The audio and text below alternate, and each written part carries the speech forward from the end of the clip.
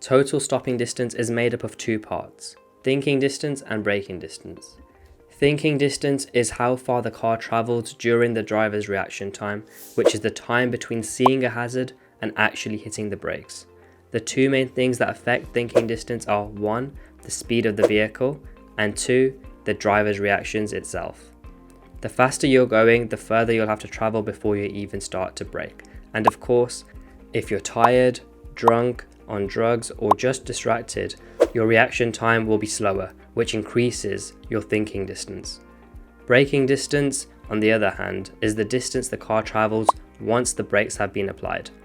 The most important factors affecting braking distance are the speed and mass of the vehicles. The heavier and faster the vehicle, the more kinetic energy it has, and the more distance it will need to cover to come to a complete stop. The condition on the brakes is also important.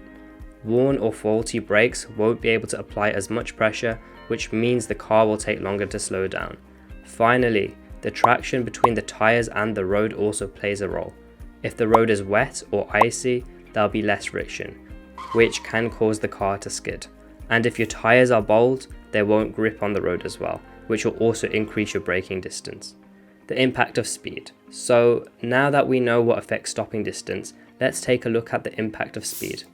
The faster you're going, the longer it will take you to stop, and this is not a linear relationship. In fact, if you double your speed, your braking distance quadruples, and if you triple your speed, it increases 9-fold. This is why it's so important to be aware of your own speed and adjust it accordingly to the conditions. If you're driving in a town or a city, you should always be prepared to stop suddenly. And if you're driving on a highway, you need to give yourself even more space, because at high speeds, even a small mistake can have a serious consequence.